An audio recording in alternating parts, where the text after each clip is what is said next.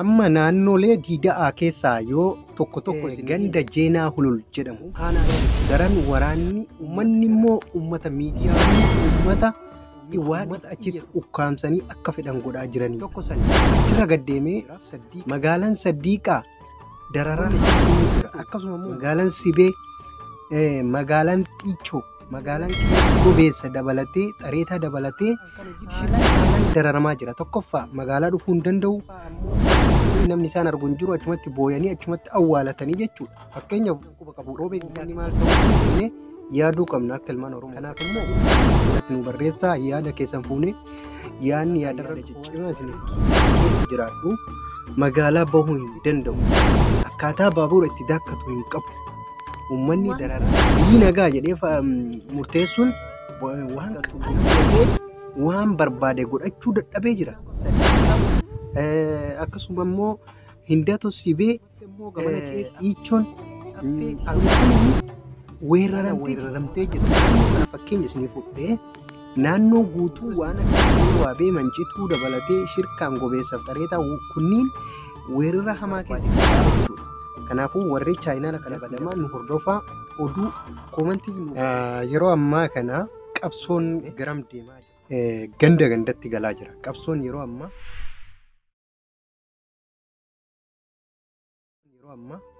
shururkaa hamaa of keessaa qaba.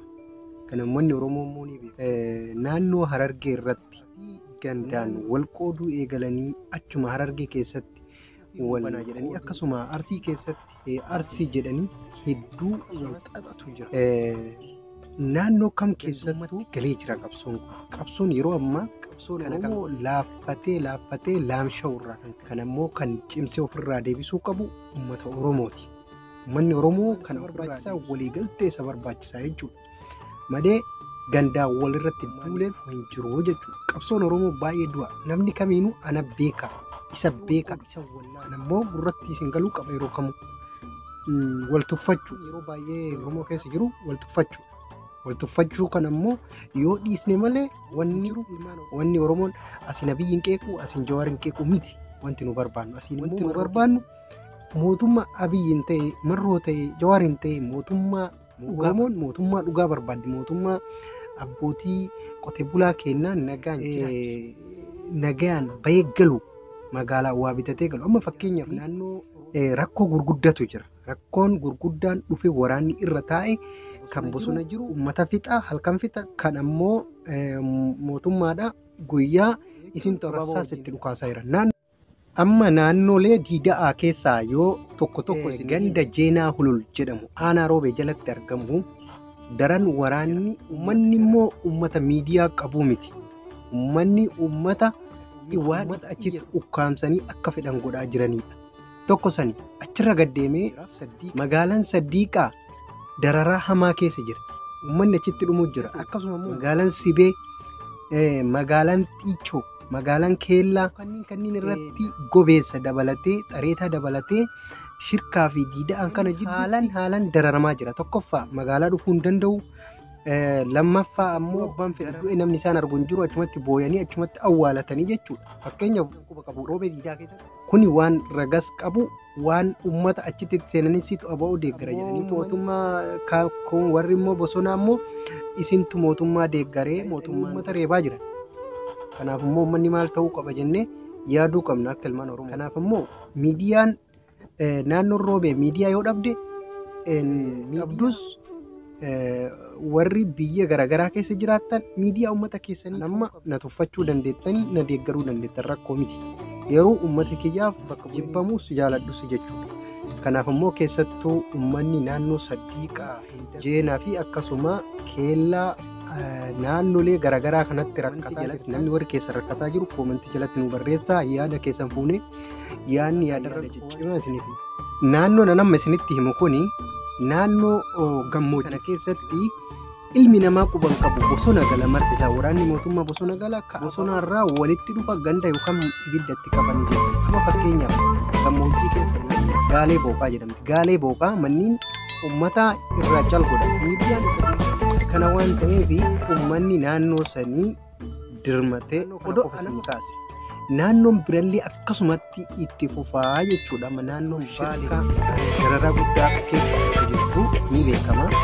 Akkasumatti ammoo dabalatee hanqooloo waabee adaabbaa dabalatee Oromiyaa guutuu keessa shororkaa hamaa kan ammoo uummanni fincilee karaa ofirraa ittisuunas ta'e ofirraa ittisuuf hojjechuu qabaa jechuudha.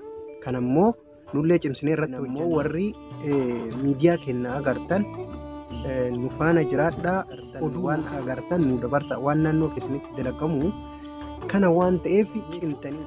Kanaafuu galatoomaa waan yaada keessan komantii jala barreessaa ifnu taha yoo dogongorte jettanis kadhaabannu taha. Kanaafuu galatoomaa waasii gogoradha. Mootummaan biyyi nagaa jedhee arge odeessa. Garuu uummanni magaalaa bahuu naannoo kiyyaa warri kiyyaan keessa jiraadhu magaalaa bahuu hin danda'u. Akkaataa waa bitatu hin qabu. Akkaataa baabura itti daakkatu hin qabu. Uummanni dararaa mootummaan biyyi nagaa jedhee murteessuun waan nama biraa biyyi biraa nu dhagahu qabu. Nuyi san keessatti namni magaalaa tokko bahu buna bitata, baabura dhaqata. Namni buna duraan dubartiin bahuun hin dhorkamu. Amma dubartiillee dhorgamee jira. Uummanni dararaa kana waan argatu gurguratee waan barbaade godhachuu dadhabee jira. Kanaafuu naannoon kun jeena saddiiqa akkasuma immoo hindatu sibee dhiichoon alkasoon caffee kuni weeraramtee jirti. Kan ammoo nurraa dhaabbatuu qaba. Kun yoo hin dhaabbanne ta'e uummanni deebisuu qabaa jechuudha. Kanaaf immoo uummanni Oromoo warri naannoo san jirtan qofa osoo amma naannoo kana fakkeenya isinii fudhee naannoo guutuu waan akkanaatu jira. Akkuma dura isinii tuqetti hanqooloo waabee mancituu dabalatee shirkaan gobeessaaf xareetaa kunniin weerara hamaa keessa kana cimina nu barbaachisaa jechuudha. Kanaafuu warri chaayinaa kana dabalamaa nu hordofaa oduu komantii nu barreessaa. Komantiin keessa jira waan jiru nu ibsaa. Akka daran waan kana cimnee miidiyaa biraan barbaannu miidiyaa galatooma.